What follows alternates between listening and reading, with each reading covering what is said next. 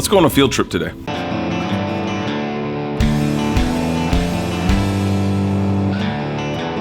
Hey class, Mr. G here. Today we're going on a field trip down to see the Van Gogh Experience in downtown Atlanta. Hey guys, so I know most of us are still dealing with quarantine, some weird facet of are we in the building, are we out of the building? What can we do to get the arts more to our students or to ourselves, because lockdown is awful for everybody. I had the experience to go down to, in downtown Atlanta, Pullman Yards. They were hosting the Van Gogh Experience. I got tickets. Fantastic experience, and I want to bring it to you guys because I thought it was important for me and my students, and I want you guys to experience that as well. Now, my students didn't go with me. I went by myself, but I was like, I've got to record as much as possible because they can't come down here, you know, pandemic. So Pullman Yards is an old rail station that was decommissioned a long time ago, and they're starting to revamp it into a more of a live, work, play area. That's what it seems to me. So there's starting to be some restaurants around there. There's some different housing that's kind of going up. It's a completely redeveloped section of the city. As you're going into that and you start to see the Van Gogh Experience unfold in front of you, it's really just it's a happy moment because you got all these wonderful colors and it's just fun to see. And I just got a huge kick out of it. I didn't know what to experience at all. The only thing I knew going into the Van Gogh Experience was that they had a VR section, and I was interested in that because I've got a Quest, and I did a video a couple back that talking about the Quest experience, and I'm definitely going to be doing more of that, dealing with 3D virtual reality artwork, because I think that's cool. I think it's a fun thing. So those are upcoming things. But again, limited knowledge of going into what I was going to experience. So I have a very weird relationship with impressionistic painting. I don't like it. It's not my thing, but I love Vincent van Gogh's work. I think the man is brilliant. And if you haven't seen Vincent and the Doctor, is a Doctor Who special, I think it was season 4, season 5. Go and watch it. By far, if you're an art teacher and you haven't watched it, stop now, go watch it, come back, and you'll know what we're all feeling now. That's why this is so cool, because this is geekdom at its finest. Now, the Van Gogh Experience is broken up into 2 sections. If you don't include the VR, that's section 3, but that's completely something else. When you go in, you get a little bit of history. There's the normal artworks hanging up, nice music overhead. Sometimes there's somebody telling you something about him. There's lots of panels that have a lot of text on it. So I'm going to read what we had on the text. Again, all the stuff that I'm referencing, I got there. That was I'm just kind of giving you guys that virtual field trip experience. As you're going through there, you have all these wonderful artworks. You have the panels where it tells you different artwork and things about him, his life, showcasing some of the works over the years, so you can kind of see it more in a chronological order, which I think is an important thing to see as an artist. You can see how they develop style, how they develop a persona, where their mentality was as they're going through different stages. I think that's an important thing. And then you go into the Van Gogh Experience. Let me go ahead and tell you now, this video is one of 2. The second one, I'm going to be doing just the Van Gogh Experience by itself, and I'll probably even release just a straight out, not really edited version of the footage that I had in the big room, just because it's really good to leave on for the class, just as if you wanted to do it as a painting experience. But we'll go into that in phase 3. Mr. Vincent van Gogh.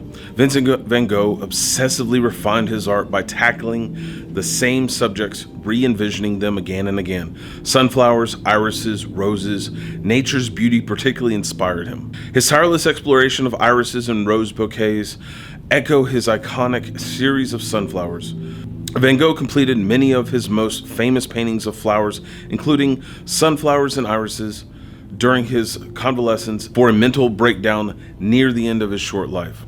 In 2015 exhibition at the Met in New York, this was the first time that the paintings were brought together for more than a century. The reunion of these works for the exhibition brought a colorful secret to light. Due to the instability of the pigments, the colors that we see today are not the same ones that Vincent brought to the canvas. Researchers found that Van Gogh had used a crucite red pigment as a raw material in the paint, and after contact with the dioxide, the red pigment broke down into white crystals. Therefore, the red tones have all but disappeared. Now, this is something that is also found in ceramics. When I'm dealing with red glazes and I'm telling my students about why a red is really difficult to produce, it has the same kind of essence where if it's not done just right, it's never going to come out.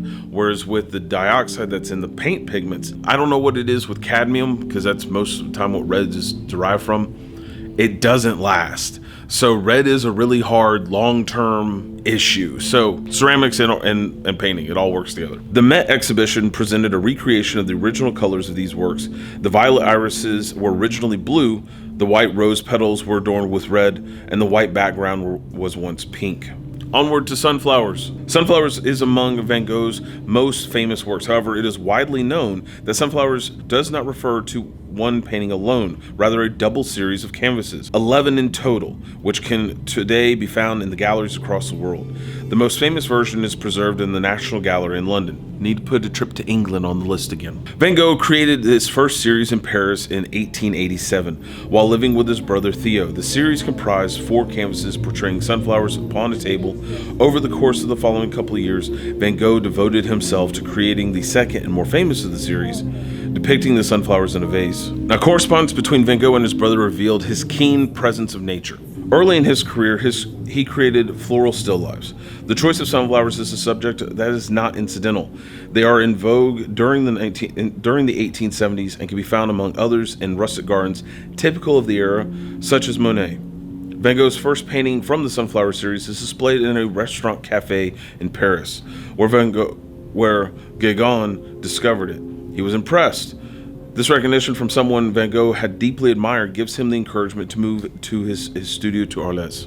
Once established in Arles in 1888, he writes to his brother, "In the hope of living in a studio of our own with Gauguin, I'd like to do a decoration for the studio. Nothing but large sunflowers. I'll work on it every morning from sunrise, because the flowers will wilt quickly and it will be a matter of doing the whole thing in one go." He hangs several of his sunflowers in the guest room intended for Gauguin, who would later describe these works as a perfect page of an essential Vincent style. These works inspired Gauguin's painting, The Painter of Sunflowers. Sunflower seems to be a pretext to studying colors, specifically yellow. In one of the versions, Van Gogh incorporates some 30 different shades. The contrasting nuances of yellow gives sunflowers a vibrant energy. Note the play of colors between the vase and the surroundings. For the table, the backdrop he uses for the colors from the vase and inverts them, accentuating the striking effect of the work. Sunflowers in bloom, wilting, and with some of them ready to harvest. Van Gogh illustrates each phase in the life of the sunflower within a single bouquet. He is inspired by nature while simultaneously taking liberties, which he admits, "I exaggerate sometimes, I make changes in motif, but for that, I do not invent the whole picture, or on the contrary, I find it already in nature, only it must be disentangled." By choosing sunflowers, flowers which characteristically regrow, and by displacing them in their different phases of life, all within one arrangement, Van Gogh creates a metaphor for the cycle of life. At Van Gogh's funeral, the casket is adorned with the yellow flowers for which he had such a fondness. In his memory, his friend Dr. Gonat plants sunflowers on his grave. I think all this is good because it gives you a full perspective of why the flowers are so important. Because we see the flowers and we're like, that's a really nice painting. It's well structured, well executed. It just looks great. This dives more into it. It's more about that. Sometimes we're creating a painting that looks very simplistic, but we change those little nuances in that painting.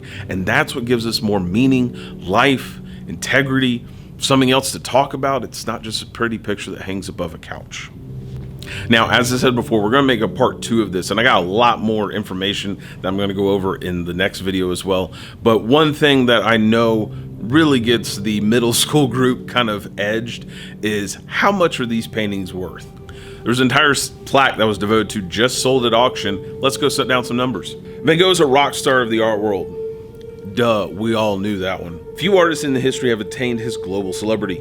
His work attracts a frenzy of attention among global collectors, and his paintings are sold at record-shattering prices.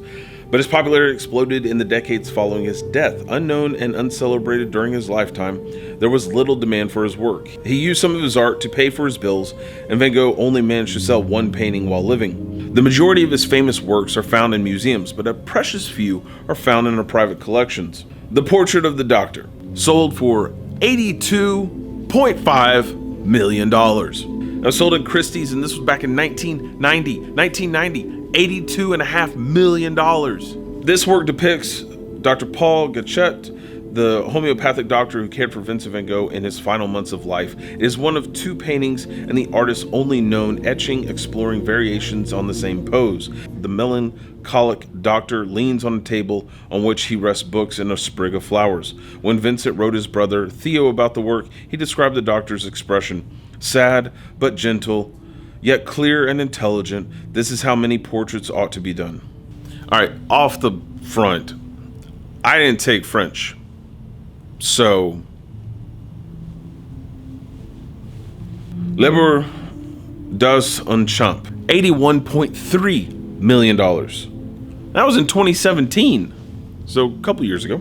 Again, sold at Christie's. Everything sold at Christie's. Pleaded following one of his violent episodes, Van Gogh had not painted in 2 months when he created this work. The rhythmic flow of the field is uninterrupted by a plowman tilling the earth. A stark, brilliant sun beats across the landscape. Portrait du Artiste sans barbe. Again, Christie's, and this was in 1998, $78 million. Notice how there's a trend. Everything's above 50 million. Wait, yeah, everything's above 50 million. I'll look down the list. Now, this is believed to be Van Gogh's last self-portrait. The painting depicts the artist in September of 1889. The work's crisply painted countenance shows the artist freshly shaven. Vincent gifted this to his mother for her birthday. Allez des Alachamps. This one was sold by a private collector at Sotheby's in 2015 for $66 million. The painting of Arles in the fall of 1888, the brilliant flowing colors depict the central thoroughfare of the Alcamps. The boulevard is lined with Roman sarcophagi dating back to Caesar's reign. The roadway, as Vincent captured it, bristles with promulgating townspeople. Lots of people, pretty picture. Nature monte, vase en Margaret's et... Okay, I can't pronounce that one. This one sold in Sotheby's in 2014 for almost 62 million. The full number was $61,765,000. The artist depicted crimson wildflowers bursting from a tabletop vase in this painting from mid-June of 1890, following his release from Saint Rome. Not a bad payday for these auction houses. But right off the bat, you see the value of some of these works, and they were most noted because it was after the tragedy of losing him to mental illness, and that's a whole nother thing we're not going to go into today. Take note of the works. The reason why Vincent van Gogh is so prevalent in the art world is you had somebody who was struggling with mental health for one. So we're automatically pulled into why did he make some of these pieces? And all of his pieces, for the most part, are happy pieces. It's bright, vibrant colors. It gives a sense of life that we don't typically see from somebody this depressed. And it was noted he was depressed a lot. And then you also take the poignancy of what he's painting. So it's an impressionistic work. Impressionistic work as a whole is how fast you can paint something. It's the impression of the moment.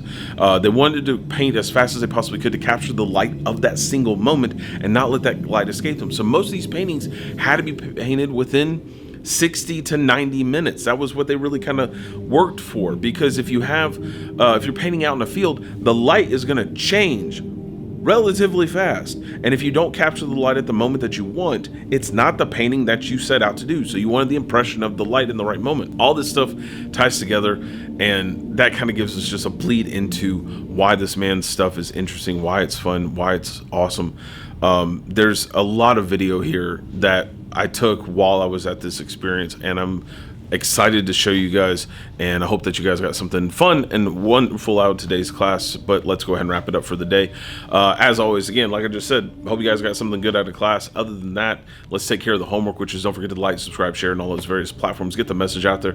Many teachers and friends and students as we possibly can. Want to educate the masses. Don't forget, if you guys had a question, comment, or concern in today's class, raise your hand in the comments below. Happy to answer questions from my classmates. As always, I will see you guys next class. Until then, later, guys.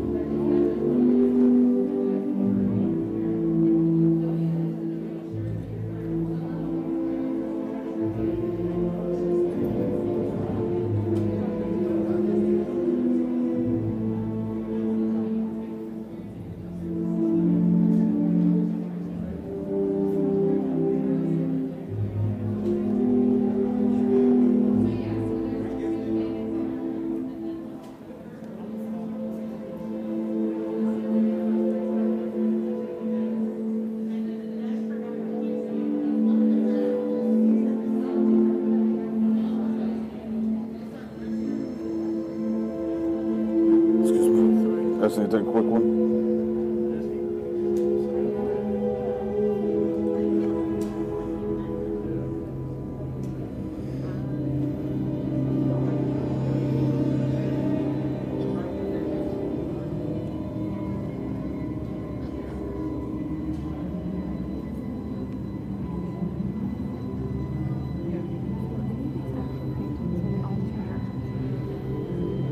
Everything's all projections or copies.